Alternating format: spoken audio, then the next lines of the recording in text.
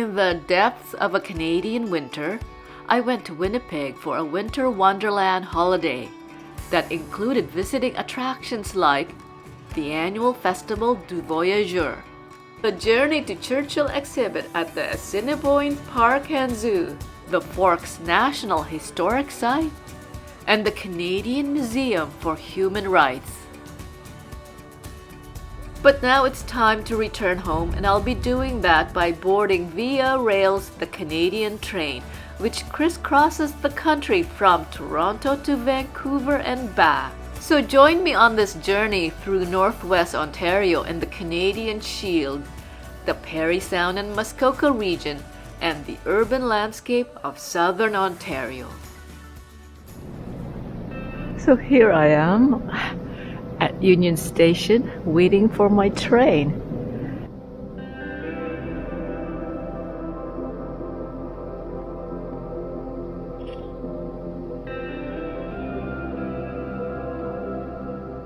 And it's a little eerie. It's late and there's hardly anyone here. In the waiting area beyond the grand entrance, the station's history was displayed in a series of poster-sized images on one wall for waiting passengers and others to peruse.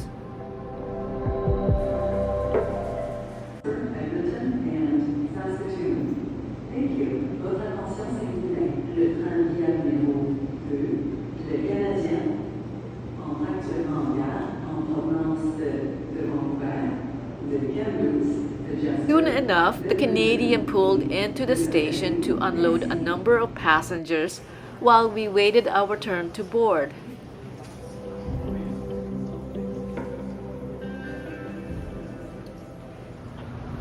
Finally on board, I dropped off my backpack on my assigned sleeper berth to check out the facilities. At the very least, I wanted to know where the women's washroom was located. As it was midnight, I was ready to climb into the berth and get comfortable for the overnight journey. The privacy curtains in place, my backpack and coat stowed at the foot of the berth. I was in my own little world, with a window looking out onto the slumbering city. The Esplanade Riel pedestrian bridge, lit up in neon purple, and the Canadian Museum for Human Rights were the last Winnipeg landmarks that I saw as Via Rail the Canadian slowly crept out of the city.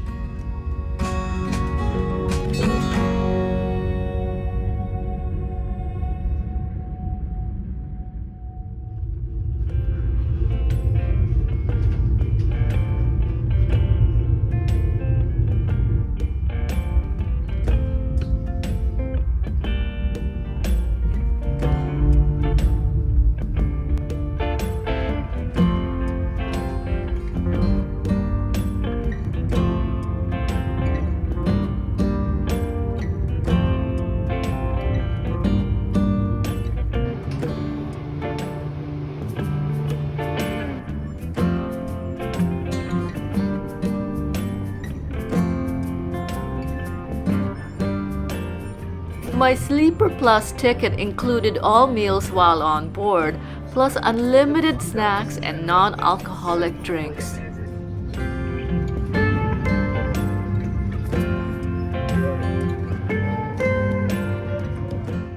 After breakfast, I headed to the back of the train where the Prestige Park car is located. Interesting to see the clumps of snow that built up between the cars. That's winter train travel for you.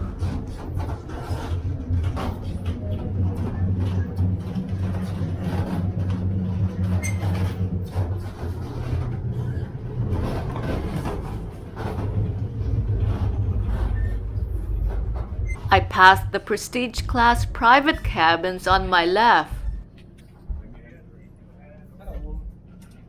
The Prestige Park car also contains the bar, the lounge, and the observation dome.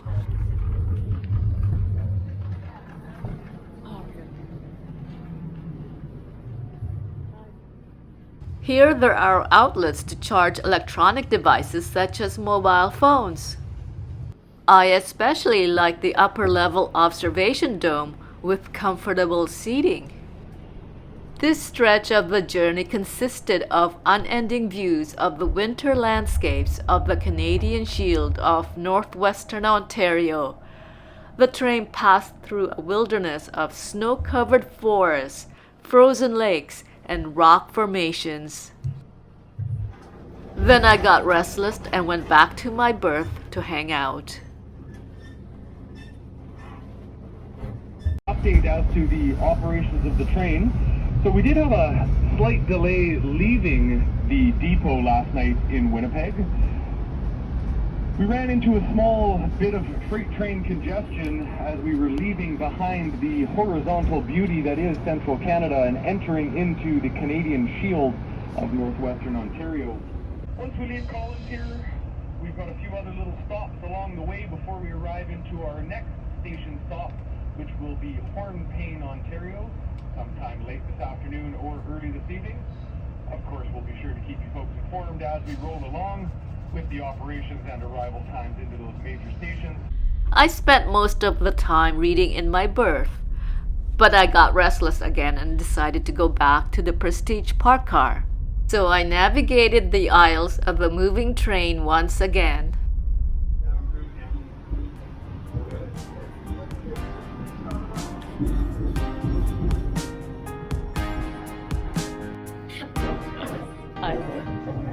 Sorry. It's okay.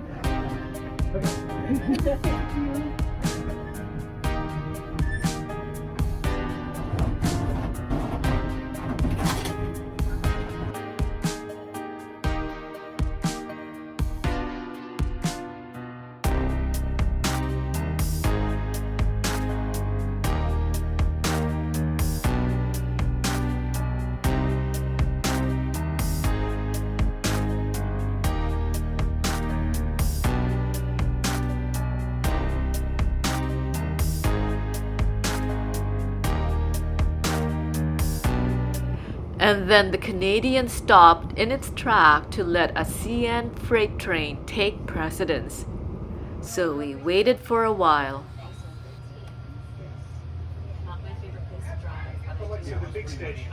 Well, it is. They do now. Like your route? Then it was time for lunch That also to the schedule that we can make up a lot of time plus. and an update on tomorrow's meal services before reaching Toronto. And not the 2:30 that's scheduled. There for different reasons. The settlement of Long Lac.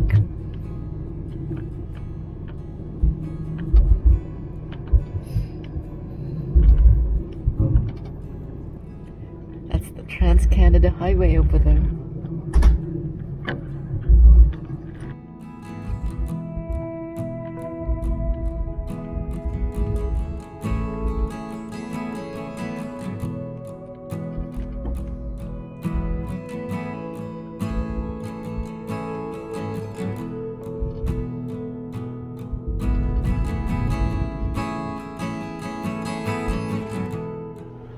I explored the front end of the train, which took me to the economy section.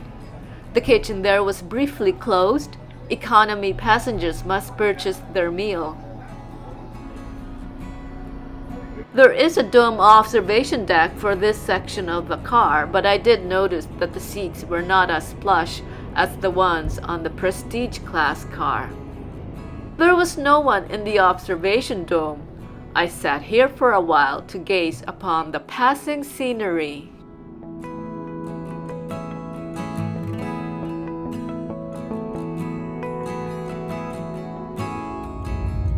Then I made my way back to my berth for a little nap. The train stopped at the town of Hornpain to allow passengers to get off for a few minutes. So my big bag has been, shoved.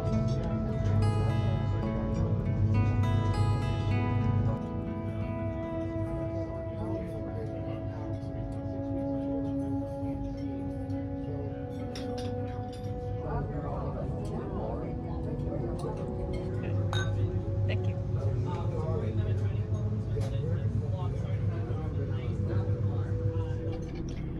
So I finished dinner and we're now speeding our way towards Toronto, and we should be in Toronto by noon at the very earliest. What I find really interesting about being on the train and the sleeper berth is almost the chaotic movement of the train itself. It swerves left and right, it jumps up and down, and the movement, it's almost like it's being knocked about, really. That's what it feels like.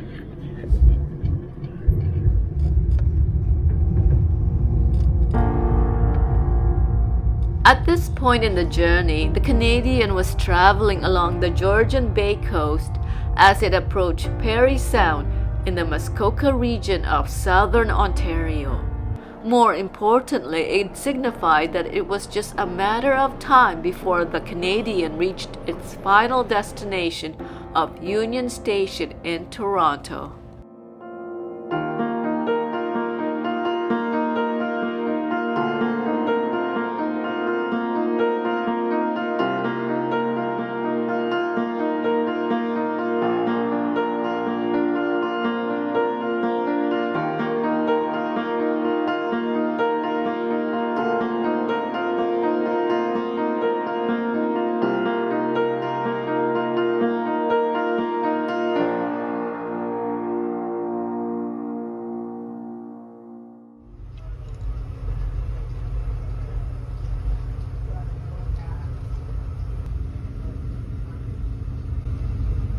Do, do, do.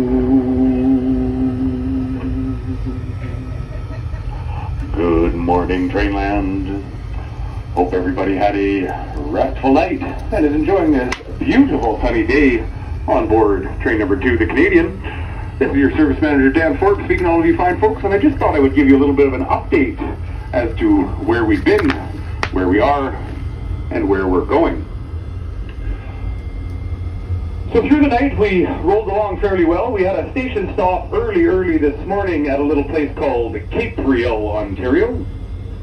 After we left Cape Reel, we passed through the junction associated with the greater Sudbury area, known as Sudbury Junction. And then this lovely city that we are currently leaving is Parry Sound, Ontario. Parry Sound has a population of approximately 6,000 people. It is situated in the Georgian Bay Biosphere Reserve, which is a UNESCO heritage site, and is also known as the 30,000 Islands. Now, this unique reserve is home to more than 1,000 distinct habitat types, which support rare species from western chorus frogs to tricolored bats. Parry Sound is also known for the natural beauty of its shoreline hiking trails and the rugged pink granite associated with the Canadian Shield. Now, the town of Parry Sound was named after Sir William Edward Parry, who was a key figure in the discovery of the Northwest Arctic Passage. Parry Sound also signifies that we are approximately 4 hours outside of Union Station in downtown Toronto. Now, this all depends on whether the wheels continue to roll, so cross your fingers, maybe your toes. We'll hope for some good traffic, minimal congestion, and if all goes well, there's a good chance that we could be arriving into Union Station slightly ahead of schedule. Enjoy the beautiful scenery, the lovely sunshine, and the splendid company on board the Canadian. Do, do, do. Bon matin tout le monde. They existed from yes. Henry, for example, like when he's home, My sister and my brother-in-law, they have 3 boys, all under like 12. Wow, look at that. That's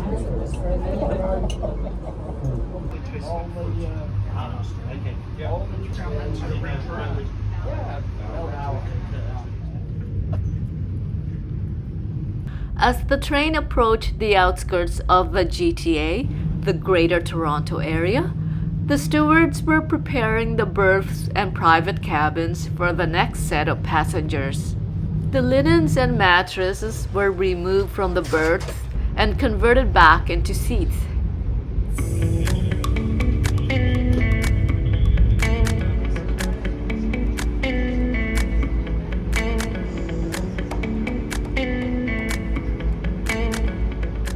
The Canadian then snaked across the Don Valley Parkway and along the park to approach Union Station from the east side.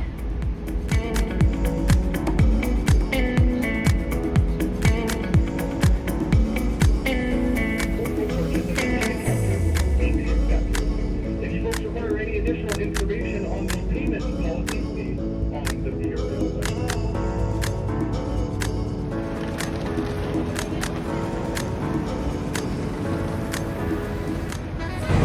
Okay, I'm back in Toronto now.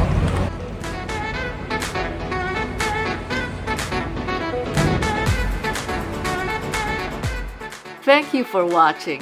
If you enjoyed this video and would like to see more like it, tap on the subscribe button and the bell to be notified of the next one.